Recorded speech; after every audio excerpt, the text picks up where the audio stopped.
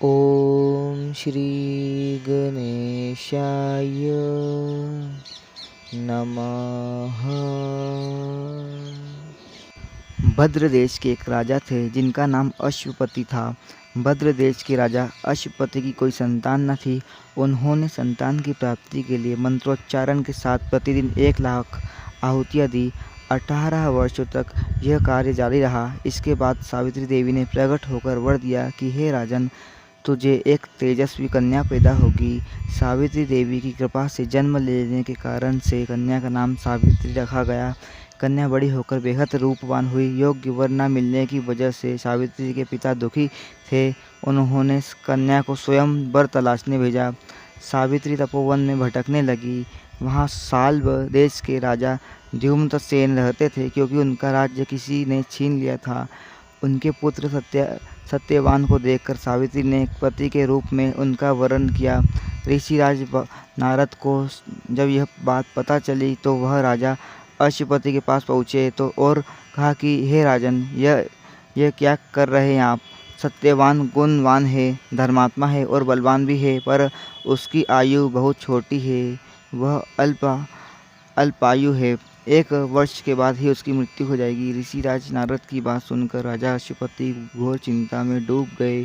सावित्री ने उनसे कारण पूछा तो राजा ने कहा, पुत्री, तुमने जिस राजकुमार को अपने वर के रूप में चुना है वह अल्पायु है। तुम्हें किसी और को अपना जीवन साथी बनाना चाहिए। इस पर सावित्री ने कहा कि पिताजी, आर्य कन्याएं अपने पति का एक बार ही वरण करती है, राजा एक बार ही आज्ञा देता है और पंडित एक बार ही प्रतिज्ञा करते हैं और कन्यादान भी एक बार ही किया जाता है।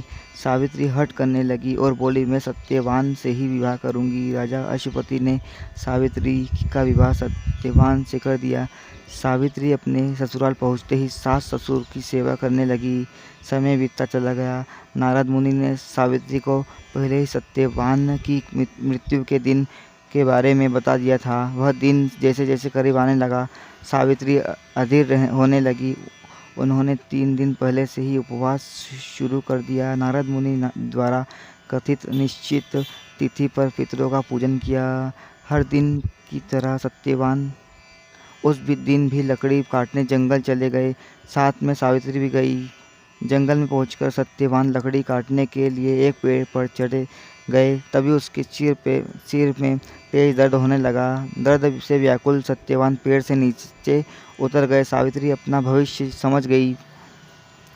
सत्यवान के सिर को गोद में रखकर सावित्री सत्यवान का सिर सहलाने लगी। तभी वहाँ यमराज आते दिखे। यमराज अपने साथ सत्यवान को ले जाने लगे। सावित्री भी उनके साथ पीछे पीछे चल पड़ी।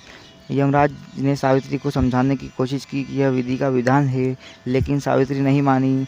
सावित्री की निष्ठा और पतिपरायणता को देख कर यमराज ने सावित्री से कहा कि हे देवी, तुम धन्य हो, तुम मुझसे कोई भी वरदान मांगो। सावित्री ने कहा कि मेरे सास ससुर वनवासी और अंधे हैं, उन्हें आप दिव्य ज्योति प्रदान करें। यमराज ने कहा, ऐसा ही होगा, जाओ अब लौट जाओ। लेकिन सावित्री अपने पति सत्यवान के पीछे पीछे चलती रही।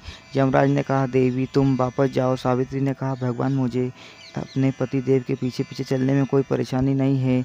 पति के पीछे चलना मेरा कर्तव्य है।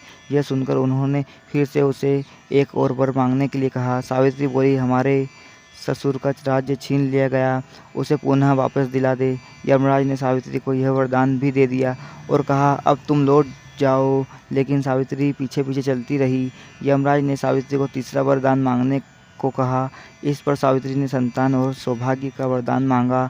यमराज ने इसका वरदान भी सावित्री को दे दिया। सावित्री ने यमराज से कहा कि हे प्रभु, मैं एक पतिव्रता पत्नी हूँ और आपने मुझे पुत्रवती होने का आशीर्वाद दिया है। यह सुनकर यमराज को सत्यवान के प्राण छोड़ने पड़े। यमराज अंतर्धान हो गए और सावित्री उसी वट वृक्ष के पास आ गई जहाँ उसके पति का मृत शरीर पड़ा था। सत्यवान जीवंत हो गया और दोनों खुशी खुशी अपने राज्य की ओर चल पड़े। माता पिता को दिव्य ज्योति प्राप्त हो गई। इस प्रकार सावित्री सत्यवान चिरकाल तक राज्य सुख भोगते रहे।